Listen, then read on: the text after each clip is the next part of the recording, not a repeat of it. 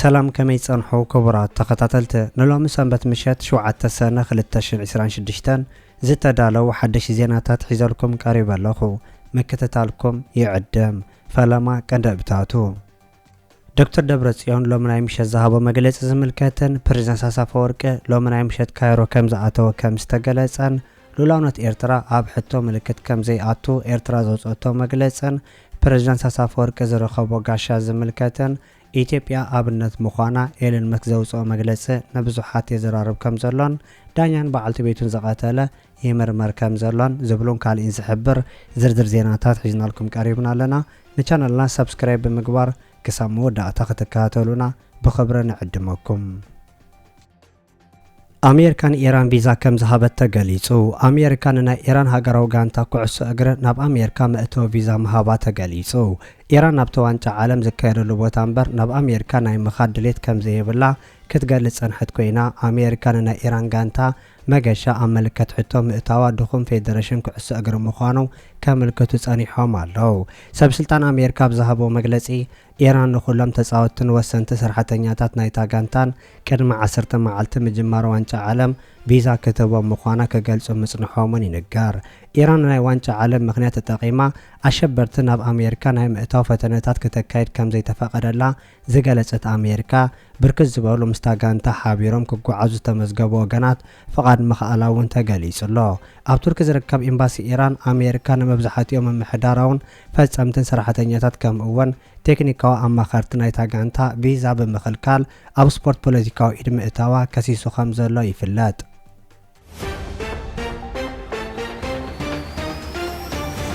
دانيان بعلت بيتون زقاتلا يمرمر كم زلو تجليسو أبي تبيان حنت دانيان بعلت بيتون برن زقاتلا والكسب نبسو كقاتل أبزفتنا الأوان أب كيد كم زقاتوا تجليسو أب كل أوراميا بيت فردو والمرا أب تحت مرمرة أتيزلو والكسب مس بعلت بيتون زنبرة قداي فتح أبز دانيو زنبرة أوان أب تناي مود أتابين أب العلب بعلت بيتون دانيان توخص مخفاتوان كفلت تخايل الله أبتعقد أما بعلت بيتنا بحكمنا كتبسح مقالة فيتني في استهر مدانيا جن شعون شعوم مواتاك حبرن كله أتكسوس دحر سبيتون دانيا مقتالو نبجز أنا بسود حرم تقاسو كتحاز كم زخالوان بتوساخ تحبير الله اتفصام أبيت فرد وردا والمراب استخايده مجابعا كم زقات أمن أقناو بقالس تبهر ترتر أبقوداش سدرابيت نمكتا مسبعلت بيت فتحنا مودع أبيت فرد كم زنبرا زقالس عقاب حقه أتو جيتاتشو مقلاصون يحبار أبتو قصرا نبرت نممكال مدب تتحيزو من بارو اتو خصوص أبقوداي ممكال نبرت حقوس كم زي نبراوان اتعقاب حق زقالس أخوينو اتو مقتا بقيعو ناي مودع تابيين أبستنبب الأوان اتو ترتور نبعال بيتو نبر ويزرو آلماز مكونن أبتو مقابعان زنبر الدانيا ويزرو وركي فاسيكا توكيسو بتيت كم زقاتلان اتعقاب حق جاليسو نابجزا نفسه مستقصة تخصص أبو سبيتال هوليتا حكمنا الحر مركابو نتوسق حكمنا نوادي سابا سبيتال باولوس تلاقيخو أبقو سر بوليس كوينو يحكم كم زرلو من شتات جاليسام كسوس بخامي بريت عاتقونا بيت فردك آتو كم زخالة حتو تتلعيلو كم زرلون زاقيت قبو ملسة كم زي توهابون كفلات انكالو حالوانا يتبيت فردي يخونو كالوت أبالات مس كسوس ركبات كهلوهم كم زخال كمتاتي وهابا الله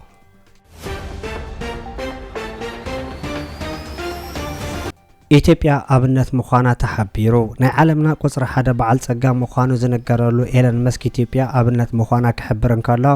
ኢትዮጵያ መግዛእቲ ጠንቂ ድኽነት ከም ዘይኮነ ጽቡቕ ገይራ ኣርኣትና ክብል ከም ተዛረበ እውን ተሓቢሩ ኣብ መንጎታ ብመግዛእቲ ዝተሃሰየት ቪየትናምን መግዛእቲ ዘይረኸባ ኢትዮጵያ ዘነጻጸረት በዓል ጸጋ ኢትዮጵያ ዘይተገዝአት ክንሳ أرما دخلت كوينا تاريفا كم زلا بانصارو فيتنام زحاشا قطبا هانيصا خم زلا غاليسو افريكان هاجرات ندخلناتنا مغزات بمسباب نفسهم زصنانو مخانم زحبرت مغلصي اب كونت كن مغزات عنو كايخون تنقم مسرت دخ هاجر كخون كم زي كلوان اب عالم زلاوا هيوان هاجرات مسكر كوينن كم زلاوا زغلص خوينو زمص اوان قداماي تريل عالمنا كخون مخانو زغلص إلين مسك لمعاتن بلصغنان بزخونه تاريخ كمكن كم زي يبلو كغلص انكالو صراحن طعيق مرازلو بوليستاتن ቀንዲ ኣንፈ ስልጣነ ምዃኑ ገሊጹ። ኤለን መስክ ብፈረንሳ ዝተገዘት ቪየትናም ዝሃብተመትን ዝሓየለትን ሃገር ከም ዝኾነትን ኢትዮጵያ ከይተገዝአት ድኻ ከም ዝኾነት ምግላጹ ንብዙሓት ዘዘራረበ ኮይኑ እንተኾነ ግን ብፈረንሳ ዝተገዝአ ኣብ ማእከልን ምዕራብን ዝርከባ ሃገራት ኣፍሪቃ ካብ ኢትዮጵያ ብዝኸፍአን ብዝሓየለ ብድኽነት ይነብሩ ከም ዘለው ይግለጽ።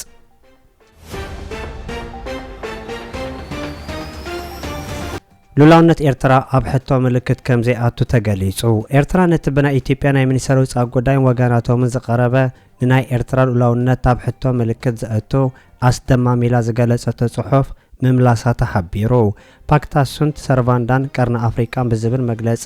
ጽሑፍ ዘቕረበት ወኪል ኤርትራ ኣብ ሕብረት ሃገራት ኣምባሳደር ሶፊያ ተስፋ ማርያም ናይ ኤርትራ ሉላውነት ኣብ ሕቶ ምልክት ከም ዘይኣቱ ገሊጻ። እታ ኣምባሳደር ኣብ መግለጺኣ ብናይ ኢትዮጵያ ብልጽግና ወገናትን መሻርክቶምን ክጽሓፍ ዝቐነዩ ኣንጻር ኤርትራ ዝዓጠቑ ጽሑፋት ንምምላስ ጥንታዊ ስምዕ ከኽበርን ኣብ ቦትኡ ክጸንዕን ጥራይ ከም ዘድሊ ትሕብር። ኣብ ዝሓለፈ ሳለስተ ኢንስቲትዩት ሚኒስተር ውፃእ ጉዳይ ኢትዮጵያ ኤርትራ ሉላውነታ ተቕርቦ ዘላ ሕቶን ዘየተኣማምን መርትዑን ኣብ ትሕቲ ዝብል ኣርእስቲ ጸብጻብ ምውፅኡ ዝሕበር ክኸውን እንከሎ ብወገን ኤርትራ ዝተዋሃበ መልሲ ነቲ ትሕዝቶ ኣብ ምምላስ ዘተኮረ ምንባሩ እውን ይንገር።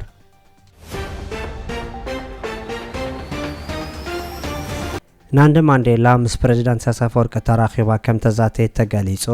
ናንዲ ማንዴላ ኣብ ዝቐረባ እዋን ኣብ ኤርትራ ዘካየደቶ ናይ ሓደ ሰሙን ዑደት ምስ ፕረዚዳንት ኢሳያስ አፈወርቂን ምስ ላዕሎ ሰብ ስልጣን መንግስቲ ኤርትራ ከም ተራኸበት ተገሊጹ። እታ ጓል ወዱ ንናይ ኣፍሪቃ መራሒ ነበር ኔልሰን ማንዴላ ዝኾነት ናንዲ ማንዴላ ኣብ መንጎ ኤርትራን ደቡብ ኣፍሪካን ዘሎ ቁጠባውን ልምዓታዊ ምትሕባር ኣብ ምሕያል ምዝታያ እውን ክግለጽ እንከሎ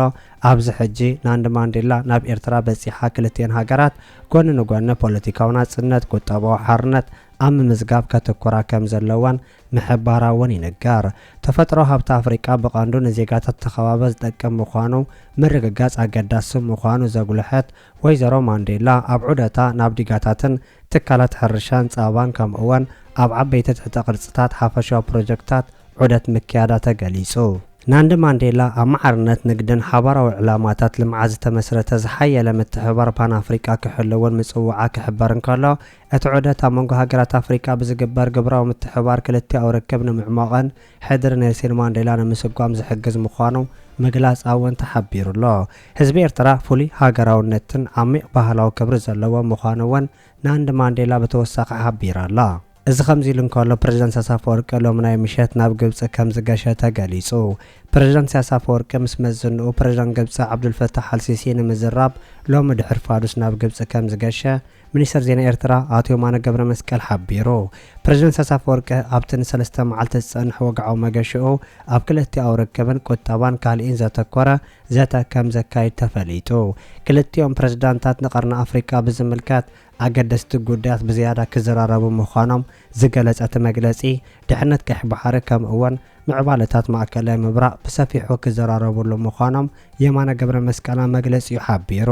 ፕረዚዳንት ኢሳያስ አፈወርቂ ቀዳማይ ሚኒስትር ኢትዮጵያ ኣብይ ኣሕመድን ጀነራላቱን ታሪኻዊ ጸላእትና ኣብ ስሳታት ዝጀመርዎ ናይ ጽምዶ ወፍሪ ብባንዳታት ደቂ ሃገርን ሰላም ኢትዮጵያ ክዘርጉም ዝተዓጠቑ ሓይልታት ንዘካይድዎ ዘለዉ ርኡይ ተጻብኦ ክንሰብር ብምሉእ ዓቕምና ተዳሊና ኣለና ኣብ ዝብሉ ዘሎ እዋን እዩ ዝገይሽ ዘሎ። ፕረዚዳንት ኢሳያስ አፈወርቂ ኣብ ዝሓለፈ ጥቅምቲ ኣብ ግብፂ ናይ 5 መዓልታት ዑደት ብምክያድ ምስ ፕረዚዳንት ዓብዱልፈታሕ አልሲሲ ተራኺቡ ከም ዝነበረ ዝዝከር ኮይኑ እቶም ክልተ መራሕቲ ኣብ ርክቦም ብዛዕባ ዞባዊ ምዕባለታት ጸጥታዊ ውሕስነት ጉዳይ ቀይሕ ባሕርን ኣብ ዝተዘራረቡሉ እዋን ፕረዚዳንት አልሲሲ ሃገሩ ሉላውነትን ግዝኣታዊ ሓድነት ኤርትራ ንምድጋፍ ዘለዋ ጽኑዕ ተወፋይነት ደጊሙ ኣረጋጊጹ ምንባሩ ይዝከር። እዚ ከምዚ ኢሉ እንከሎ ላዕለዋይ ልኡኽ መንግስቲ ኤርትራ ሎሚ ናይ ምሸት ካይሮ ከም ዝኣተወ ተገሊጹሎ። ሎሚ ሰንበት 7 ሰነ 2026 ፕረዚዳንት ኢሳያስ አፈወርቂ ናይ ስራሕ ዑደት ንምፍጻም ናብ ካይሮ ከም ዝገሸ ዝተገለጸ ኮይኑ ሕጂ ቅድሚ ደቃይቕ ድማ ካይሮ ከም ዝኣተወ ተገሊጹሎ። ፕረዚዳንት ኢሳያስ አፈወርቂ ኣብ ሃገራዊ መዕረፎ ነፈርቲ ካይሮ ኣብ ዝበጽሐሉ ሰብ ስልጣን ግብፂ ስነ ስርዓት ኣቀባብላ ከም ዘካየድሎን ፕረዚዳንት ኢሳያስ አፈወርቂ ምስ መራሒ ግብፂ ዓብዱልፈታሕ አልሲሲ ብዛዕባ ክልቲኡ ዝምድናታት ዘተኮረ ርክብ ከካይድ ትጽቢት ከም ዝግበር ተገሊጹ።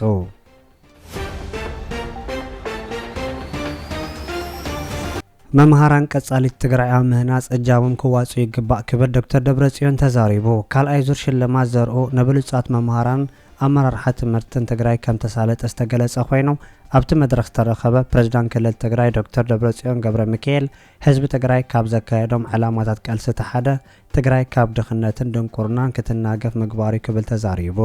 ብዝተኻየደ ህዝባዊ ቃልሲ ድማ ብዓለም ለኸ ዝፍለጡ ምሁራት ትግራይ ክፈሪኹ ኢሎም ኣለው ኢሉ ኣብዚ ሕጂ እዋን ትግራይ ደሞ ሰራሕተኛታት ምኽፋል ኣብ ዘይትኽእለሉ ኣብ ሽግርን ፀገምን ኣላ በዚ ምክንያት ድማ ተሸለምቲ መምሃራን ይኹኑ ኩሉ ህዝቢ ትግራይ ናብ ፀገም ተቃልዑ ይርከብ ኢሉ ካብ ፀገም ንምውፃእ ትግራይ ክትቅየር ኣብ ትምህርቲ ልዑል ትኹረት ጌርካ ብምስራሕ ምዃኑ ብምግላጽ ኣብ ከቢድ ፀገም ኮይኖም ናይ ሽልማት ንዝበቕዑ መምሃራን ድማ ዝለዓለ ናዳ ከም ዘለዎ ገሊጹ